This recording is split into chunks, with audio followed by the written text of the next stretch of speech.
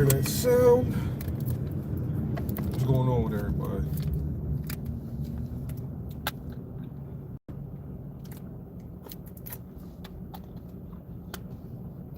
Oh, shit, I'm tired.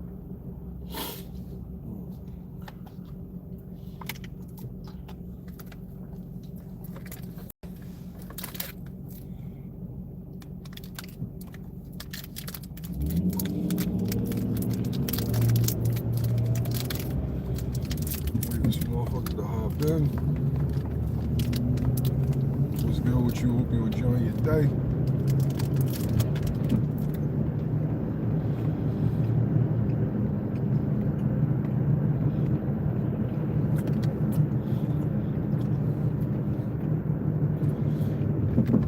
Talk to me, yo.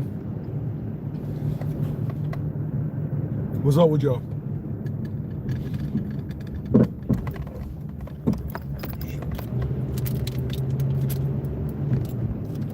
I see we got 18 people in here right now.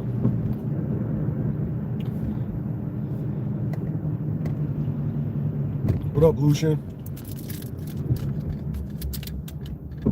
Flexing, what's good? Where my people's at, man? What's up with y'all?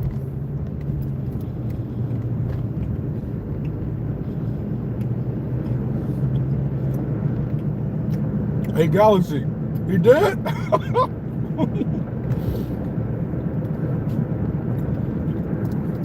Bud out here telling these dudes they can smell the smoke, man. Get it like the Red Cross, nigga.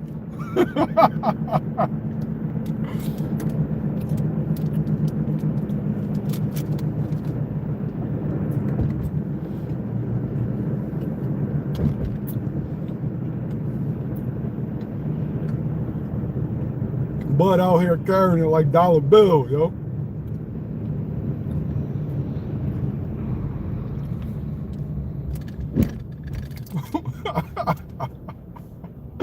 He telling niggas, man, I ain't got it.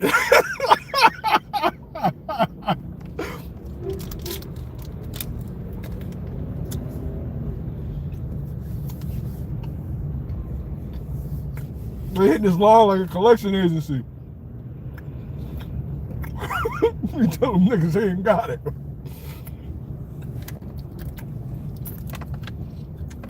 $300K is a crazy ticket.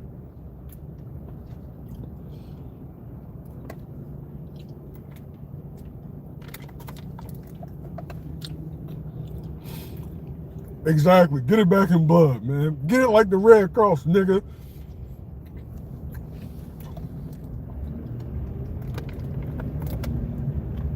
What's good, Jinx? All right.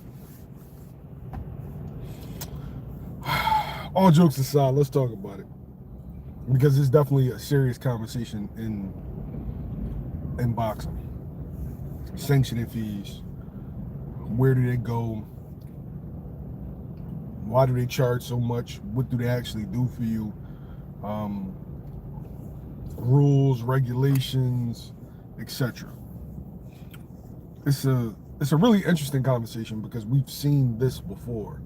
It just so happened that you know, Terence Crawford, like Floyd, never really addressed it, kind of like in the manner that Bud did. But you know, Floyd was notorious for this. And so I saw interviews with Eddie Hearn, I saw Bud, I saw Oscar, I saw Mauricio Suleiman. And I know people's wondering why Boots is in the picture, but it brings up another interesting conversation to something that Bud said, but we'll get to that. So, Bud fights for undisputed. Now, to my knowledge, that I thought percentages were agreed upon ahead of time. I thought there were agreements ahead of time, and I thought that the sanctioning bodies actually took their money after. I thought sanctioning bodies took their money directly out. So apparently that's not the case, and I don't know whether that's because it was a Saudi card or whether that's just like the normal, like a person doesn't have to pay for whatever the reason is. Terence Crawford offered to pay them X, and the WBC wanted why. Terence Crawford paid everybody, all the other sanctioning bodies X, and WBC wanted more or felt like they were deserving of more. And Bud said, go fuck themselves. Now, I understand everybody's side. If you're asking me what side do I lean towards, of course I lean towards Bud. And number one, I'm pro fighter, but number two, the sanctioning bodies don't tell you where the money's going. And if you know, like, I'm not sure if the sanctioning bodies are nonprofits, but if you know how nonprofits work, I'm not going to necessarily put that out there. I don't want that in the atmosphere, because I don't want any blowback. But a nonprofit is a very, very gray area, in that you could do a lot of things. And if y'all well versed, y'all know what I'm referring to. And so, if I'm giving up hundreds of thousands of dollars, I want to know, why am I doing this, and where is it going? How is it benefiting the fighters that come after me? How is it benefiting the fighters that are fighting today? How is it benefiting the fighters that came before me? So I think Earl Spence was one of the first people to speak about this at the Bud and Spence press conference. But they're right. Okay, so if I'm giving up this money, if this is kind of like a pension plan, or, like, so to speak, like, if I'm putting into a pot, where is it going? Is it helping the WBC champions of the past, guys that fought for the title or held the title? Is it helping them get medical care? Is it giving them, like, a monthly stipend? Like what is it actually doing for the people that bleed or bled in the ring? So I think that more fighters will be compliant, more top level fighters will be compliant if those details were being divulged. And so, but you're not going to take $300,000 from me and it's just like, oh yeah, the sanctioning fees. What the fuck does it do? So I'm with fighters on that. Like, nah, bro. You know what you can do with 300 bids? Like, first off, Bud got like 6 kids, and his career of getting paid only spans about between 10 to 15 years. So I literally have to make the crux of my money, invest my money. This is all in a short span. Invest my money to where as though, I don't need to work again. Because who knows the amount of punishment that you're going to take during a career? You don't know. Cuts, concussions, broken bones. Like, you're never going to be the same after your career as you was when you first started. So, Bud got 6 kids. 300,000, come on. 300,000 would definitely help in raising up those 6 kids. And when he's gone, his family could use the 300,000 better than they can use a fucking belt that I'm not even sure if it's real gold. So I'm definitely with him on that. I'm definitely pro fighter. But I also understand when a guy like Eddie Hearn is saying, if belts didn't matter, why did you go after the Undisputeds? Is that basically like you use the system for what you want and didn't put back into it? So I understand that logic as well, but my rebuttal to Eddie would be, where is my fucking money going? Give me a systematic breakdown of where my money is going.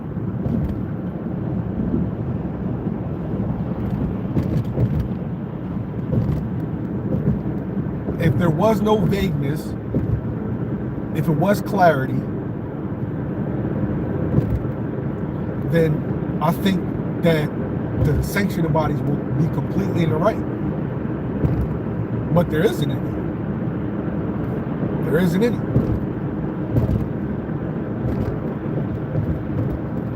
Chassis, what's good with you? So, no.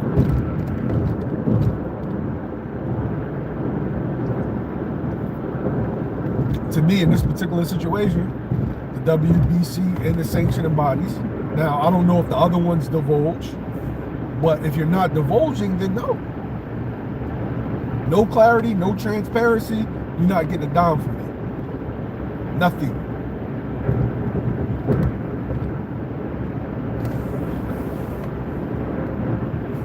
$300,000. Bud can buy an apartment building in Omaha. He can buy land.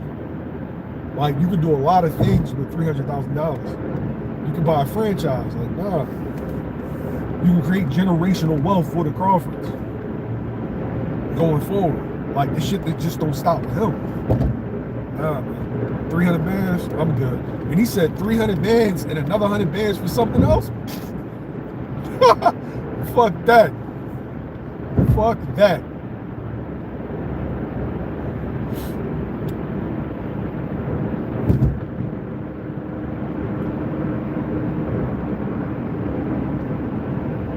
No, Mark, I understand both sides. I understand that you can't be preaching belts and undisputed and then not paying the cost to be the boss, not paying the cost to carry it that way. My pushback on that is, where is the money going?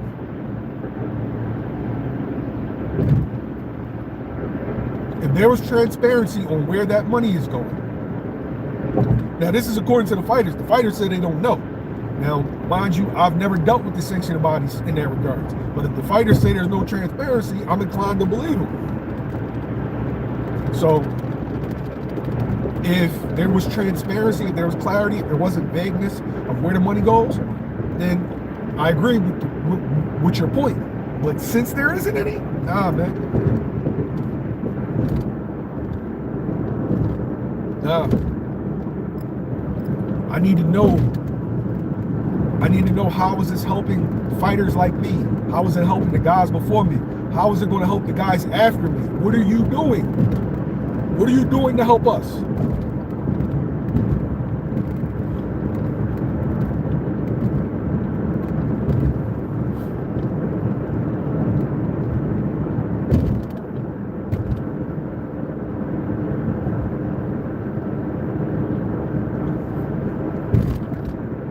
Hey, Thomas Hill, you know me. I carry it no matter what.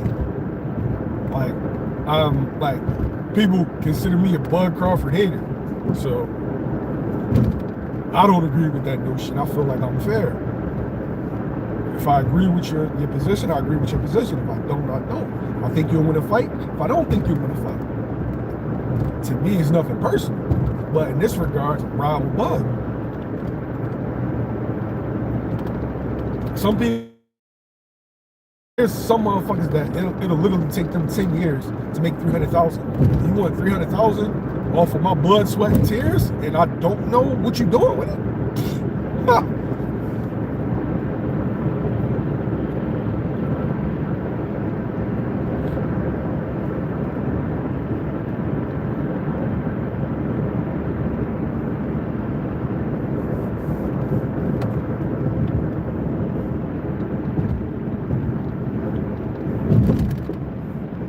I don't know, C-Dub. That's definitely some bullshit. While I love boxing, I hate boxing at the same time. There's so much bullshit that goes on in boxing. Like, it's a crazy ass precedent that is fucking set. That shit hurts my soul, man. You got dudes getting cooked, coming back getting title shots, and they was never even champions. You got dudes testing hot, then getting cooked, and then getting a title shot. Come on. Like, there's no system. Like, if you read these sanctioning bodies rules, the shit is vague for them to move with the money. Whoever's drawing the money, whoever's going to get them the most money, that's who they're going to bend to. And that's why you got guys out here waiting for title shots for 2 years. Still ain't get it. All because this person is a drug. Motherfuckers been defending an interim title for 4 years. Game was good.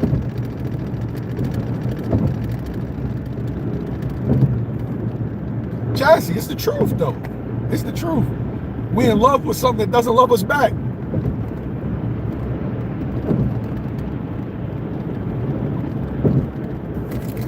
in love with something that doesn't love his bed.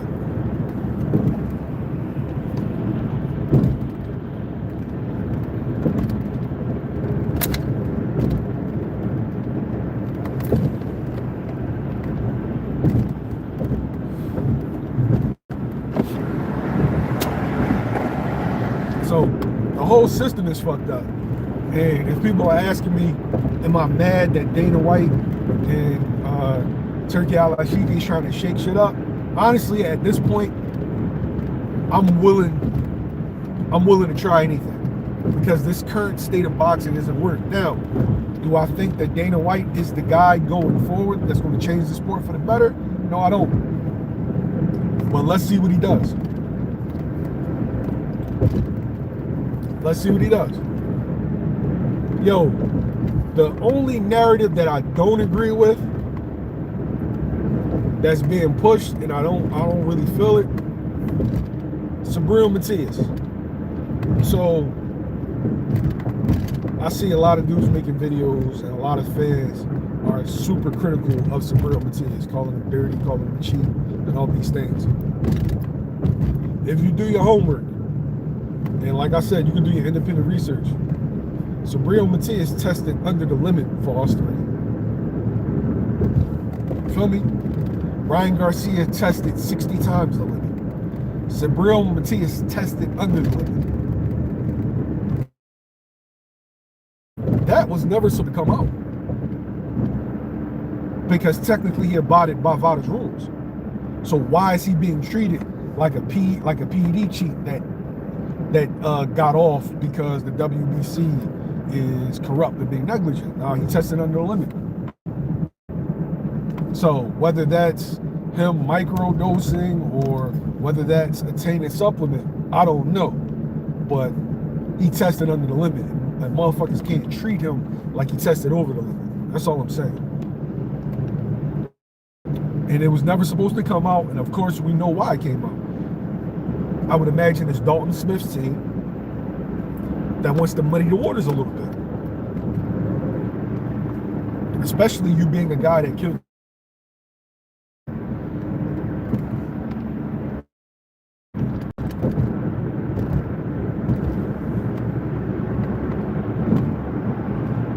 Hey, the limit, Brandon Al-Ashiki, the limit is 0.01. He was under 0.001.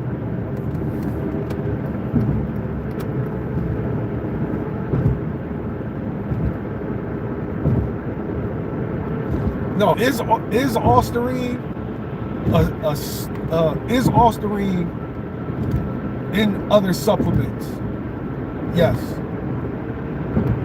My thing is, there are rules in place. If you test it under the limit, don't treat me like I tested over the limit. You got motherfuckers that's arguing for Ryan Garcia, talking about, oh, it was only 0.6. But meanwhile, Sabriel tested under 0.01, and you're giving him the same energy. No, I said he could have been microdosing. It could have been tainted supplements, whatever the reason may be, but it tested under the limit per their rules. So then what you would have to do is put it to 0. But as long as he tested under the limit, you can't carry it that way.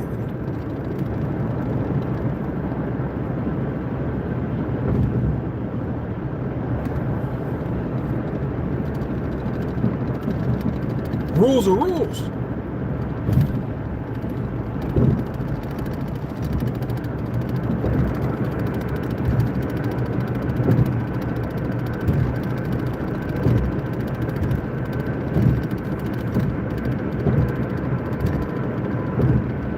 Yeah, it's VADA testing. And what dudes got to understand that, do you know, if you take supplements, do you know how much shit that you would test positive for? I need people to understand. Do you know how much shit a regular person would test positive for?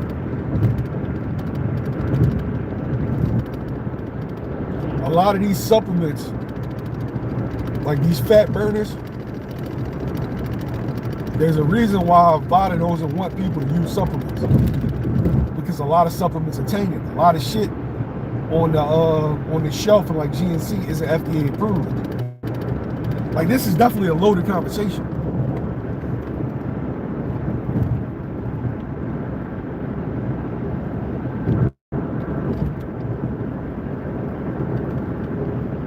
Yeah, but the biggest difference between Ryan tested 60 times over the limit, and people are treating Matias and Ryan as the same fucking thing.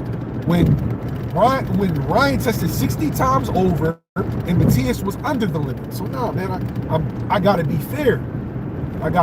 But I wanted to have another conversation about the Bud with the WBC, because this is something that we talked about 2 years before, and we saw a lot of people being critical of the IBF and being critical of Jaron, and this Terence Crawford was one of those people. Let's rewind the clock back. Terence Crawford gets stripped of the IBF a month after facing Earl Spence. He comes out being very critical of the IBF, his fans as well,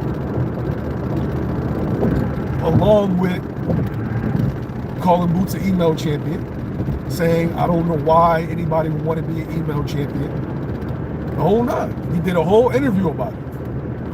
Only for years later, him to admit the IBF was right for stripping him, and that he was that they were the only sanctioning body that he respected because they didn't waste any time. They stripped him, that he was never coming back down to 147 pounds, and that they did the right thing. And it brings up an interesting conversation, because there was a whole bunch of bullshit at that time.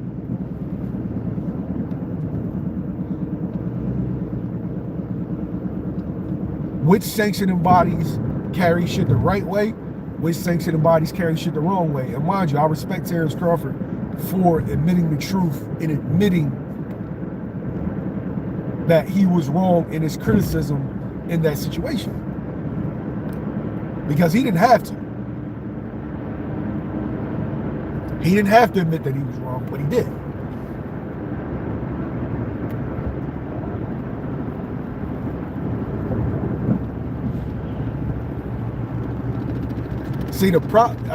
But the problem with that, chassis, it's a loaded conversation, because when you get these fights like Earl Spence and Terence Crawford, the only reason why Earl Spence and Terence Crawford even happened is because they made Boots fight for the interim.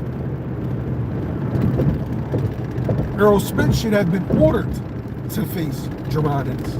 He hadn't fought a mandatory in 4 years. But because the IBF wanted to be a part of that undisputed fight, which was a huge legacy fight, them having Jaron Ennis fight for the interim title bought them a year, because you're only supposed to hold the interim title for a year. Bought them a whole year for them to let Terence Crawford and Earl Spence make a fight. So if they were operating in the space that you want them to operate in, Terence Crawford never gets that second undisputed unless he fights Boots. So you can't have it one way without having it the other.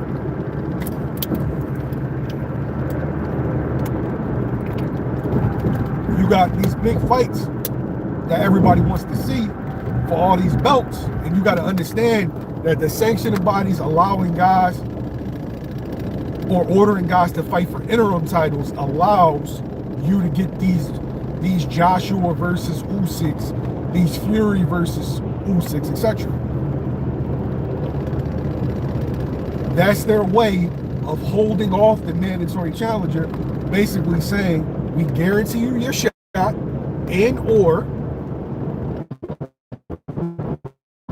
at this year's time, you will be the world champion if that person doesn't. You have to have something in place that actually protects these mandatory challenges. But as you can see with the WBC, Sebastian Fedora, Virgil Ortiz situation, Joseph Parker with WBO, Who am I missing? David Benavidez with the WBC. It is not always carried the way they should be.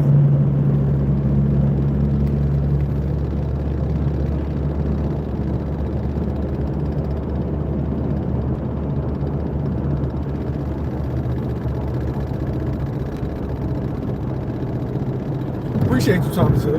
But like I said, I respect Bud for coming out and admitting that he was wrong and admitting that the IBF was right for doing what they did. And I can understand, like, you know, in the moment of something, you were upset.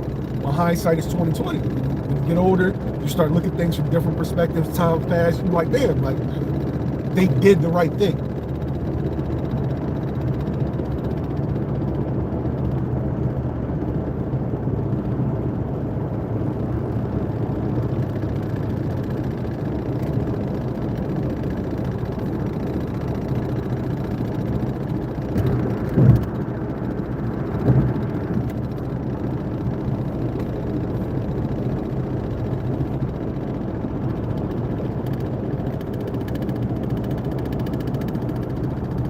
Chazzy, Bud said that he wasn't going back down.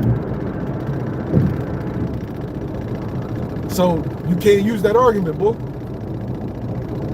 He admitted on the live. These are his words, not mine.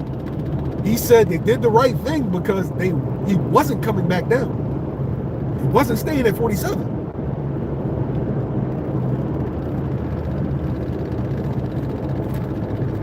And if you don't believe me, go on the video and watch it.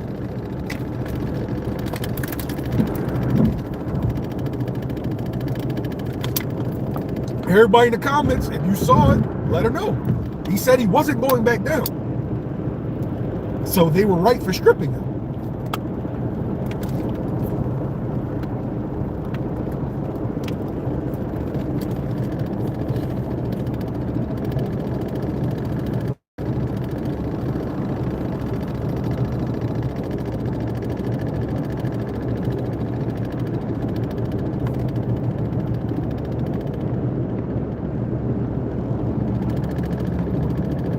Yeah, so you can't even use that argument, Chassis. If the actual man says they were right for doing that because I wasn't coming back down, then there's no rebuttal. It can't be a rebuttal.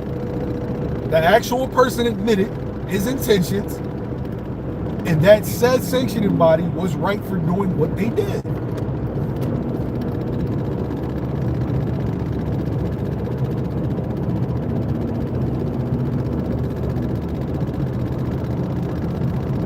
Pound for pound, what's good with you? Boxing source in the building, Old Mac.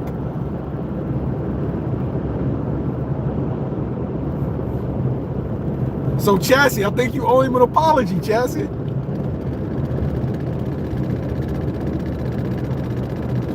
Yeah, but at that particular time, he's saying that he knew that he wasn't coming back down. So at the time, we didn't know that he had decided, but apparently, according to him, he had decided. So only one person would know, him. But like I said, I respect him for coming out and addressing that and basically letting people know that they were in the right and that they're the only sanctioning body that he feels like carries it the right way. Because a lot of fighters take heat for being email champions when they're waiting for their opportunity. How can you fault the guy who isn't able to get his opportunity?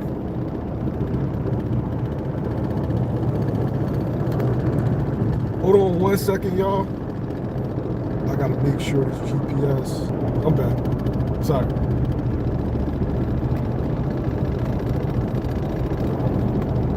My bad, y'all. I don't know what the fuck happened.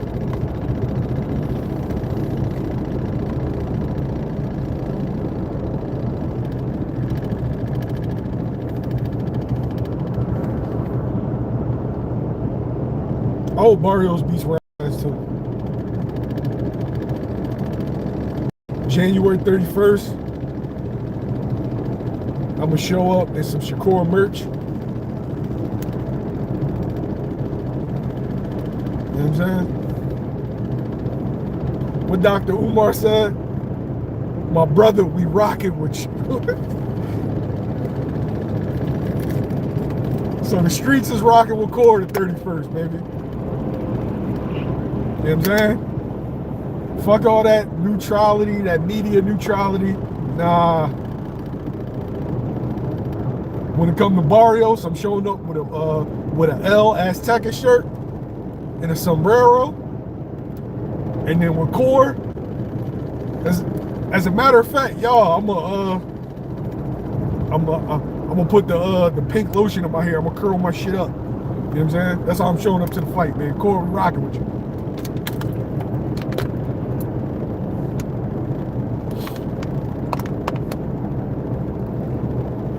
Hey, Chassis, I'm gonna give him the pink lotion, Chassis. Yeah, the lusters, yeah. If I can't get some soul glow, I'm rocking with the lusters, man. I'm gonna show up to the fight with the Core on.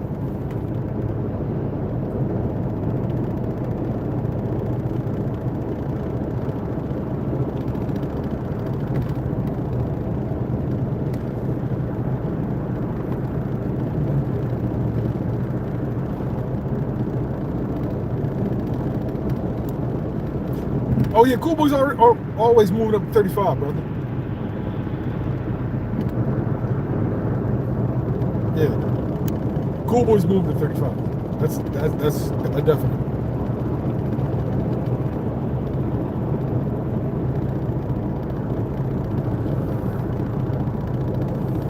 And I'm talking crazy, Chassis. I'm talking crazy. I'm gonna be in the media section wilding out.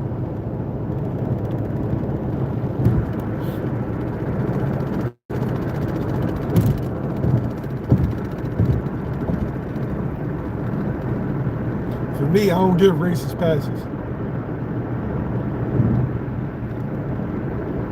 So I know I'm media, I'm supposed to be neutral, but nah.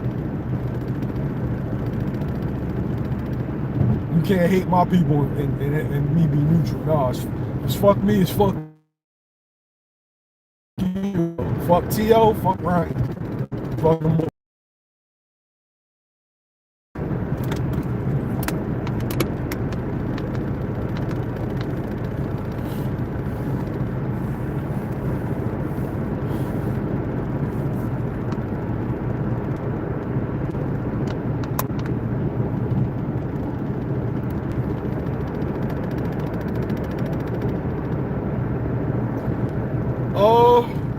You talking about Carlos Castro? Carlos Castro's a good fighter.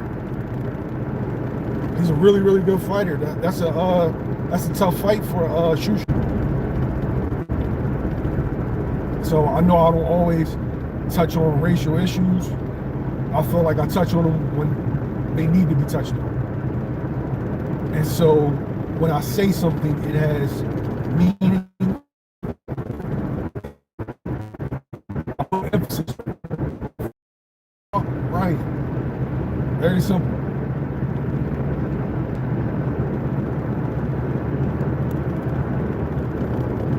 I'm Team El Azteca.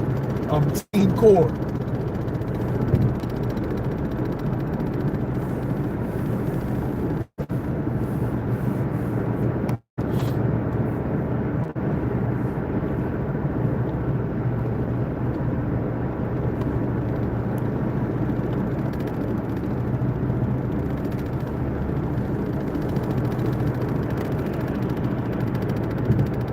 But I'm still tickled that Bud told the niggas to get it like the Red Cross, bro. This shit was hilarious. He told him you could smell the smoke.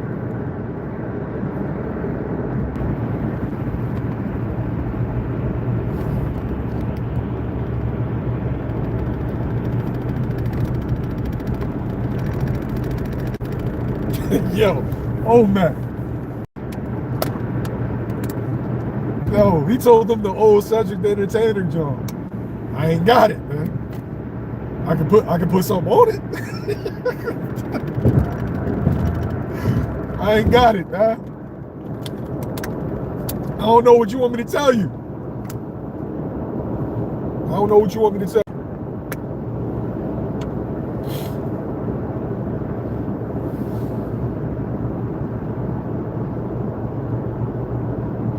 Yo, but BSC, man, I ain't paying them country boys nothing. I'm dollar bill.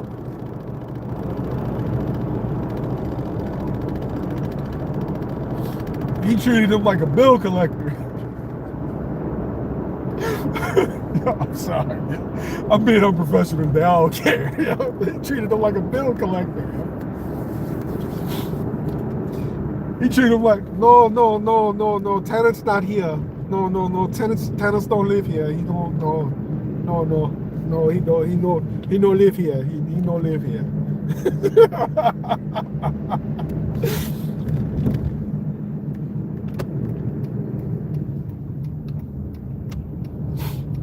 He told him, stop speaking on what I made. You don't know what I made, man. Stay in your place.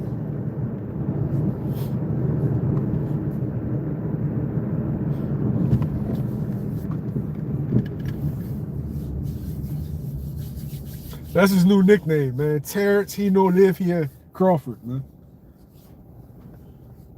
Damn, it's snowing?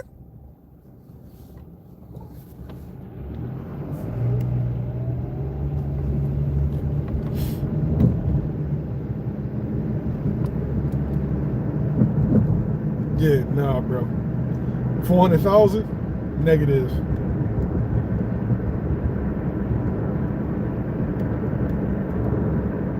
Hey, Thomas, do you remember a movie called Forgetting Sarah Marshall? Where the boy was like, the weather outside is weather. Bro, oh shit, we probably getting that snow now.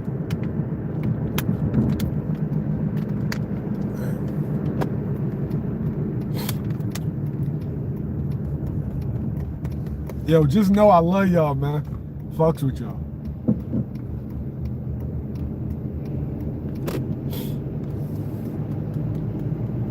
I love y'all support, man. Y'all been rocking with me for years. Appreciate that. But yeah, we rocking with El Azteca and Core that night. I don't know what the thing is that y'all that my Mexican brothers put over the I don't know what it is. Is that a poncho? Is that what y'all call it? A poncho? Yeah, that's what poncho and sombrero that night. El Azteca. Let's go.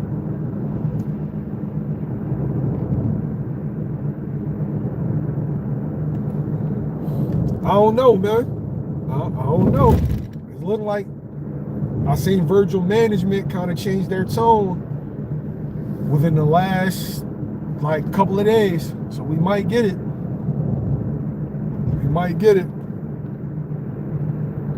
Appreciate the $2 super chat. Izzy, yeah, come on, man. You knew when you wanted to make an impression. You put the lusters, man. Pink lotion, man. That's how I'm showing up to the core fight. My hairline ain't what it used to be. It's not gonna be how I had it when I was like 19. Where you get this side faded, that side faded, you know what I'm saying? You rock the curls on top. It's not gonna be it's not gonna be that. It's not gonna be that plush. But that's how I'm carrying it that night, man.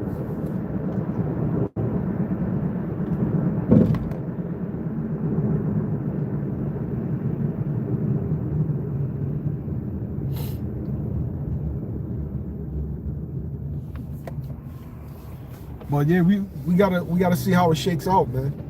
We gotta see how it shakes out. Hopefully we get the fight. Like I said, Golden Boy seems to be on board.